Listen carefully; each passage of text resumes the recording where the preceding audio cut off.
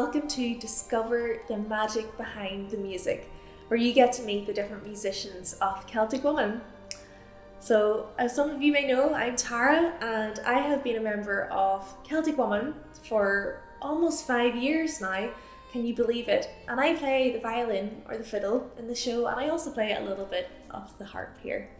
So I thought I would just tell you a little bit about the harp and then we'll go into the fiddle. So the harp is made out of wood. It's got a wooden frame, it's got strings, and this is the soundboard here. And roughly how it works is you pluck the tight string and it vibrates, and it's the air in the sound box vibrates and everything, and it just resonates out, and that's how it creates a sound. And I'm just going to play a little bit of something now so that you can hear what a harp sounds like.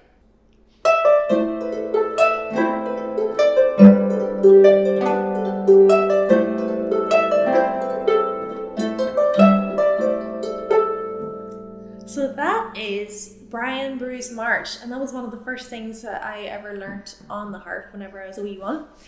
And there's an interesting story about him, because he was one of the last, if not the last, High King of Ireland, and he was a harp player. And the highest people in society actually did, often play harps, or they had their own harpist. So say the high kings, the chieftains and lords, they would have had their own personal harpist. So there was a lot of them around.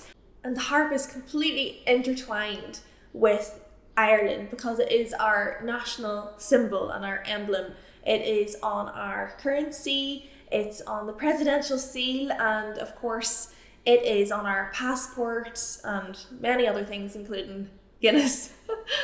But we love it, and we've claimed it as our own, and rightly so, because there's some records that go back to like the 10th century of people playing harps, maybe smaller versions, less strings and things, but that's pretty far back. And Brian Brew, who was the last High King of Ireland, he played in, I think it was the 15th century. And interestingly, his harp is the oldest harp that we have, and it's actually in Trinity College Museum, or the Trinity College Library. And you can see that harp, and that's the harp that they used as a guide, for our symbol, and you can see it. So next up, it's the fiddle. This is the violin or the fiddle. They are actually the same instrument. It just refers to a style of playing. So violin is more so referred to maybe as classical players, but fiddle is like trad and bluegrass folk music. So it's really just the style and your own preference. I can call it a violin sometimes and a fiddle other times. But it's all the same. It's the same instrument. We've got the 4 strings, G, D, A, and E. Starting with G is the lowest, thickest one, and E is the highest, thinnest string. All violins are made out of wood, same as the harp. We have this sound box in here, which is for all the air to vibrate and resonate and create the sound after the strings vibrate. And the strings, we make a sound by either plucking. So that's how all the instruments originated. Before bows were created, this is what stringed instruments were like.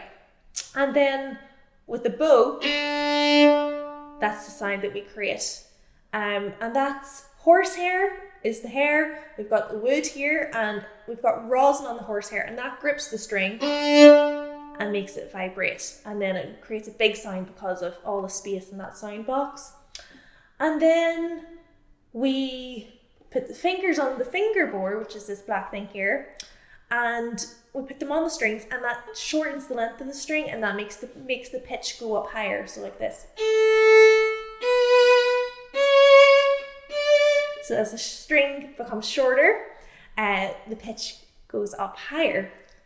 These are our tuning pegs, tune the instrument. We've got a little fine tuner down here with my little bling bling. Chin rest, shoulder rest, F-holes. So bridge, very important, but that's roughly a violin for you.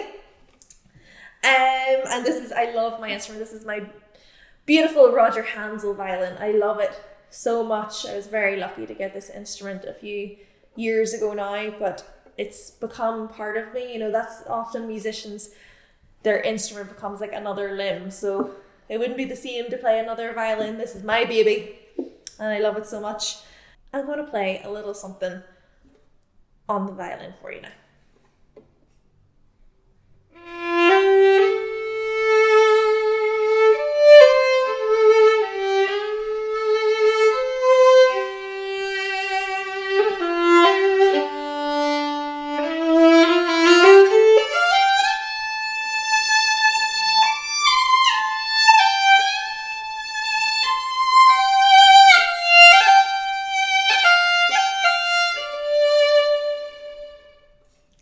And that is Love and Honor, which I'm sure some of you know.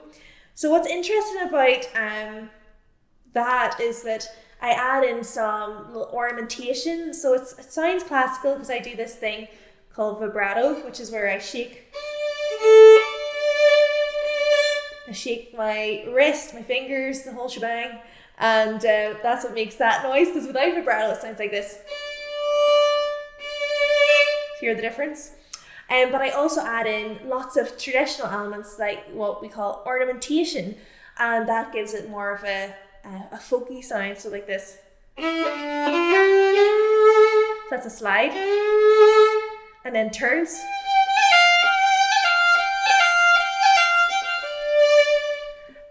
So there's things like that, which make it more like a fiddle and more authentic to Ireland, because really in the history of traditional fiddle, we have lots of different styles of playing all throughout Ireland. We have Sligo fiddle players, Donegal, Clare, really all over. We all have our unique sort of style of playing. Some of them use a lot of ornamentation like that, whereas say in Donegal they use more bow ornamentation like this. So there's lots of different things that make it more authentic fiddle sounding. Interestingly, there is reference to fiddles in 7th century text. Isn't that crazy? So they talk about fiddles now. We don't know if it's not going to be the fiddle as we know it today, and there wouldn't have been a bow, because the bow wasn't introduced until 11th and 12th century into Ireland.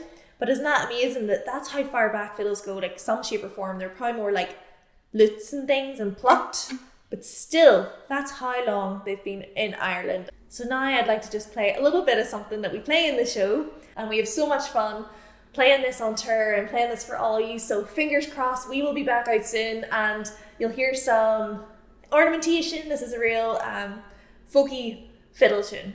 Hope you like it.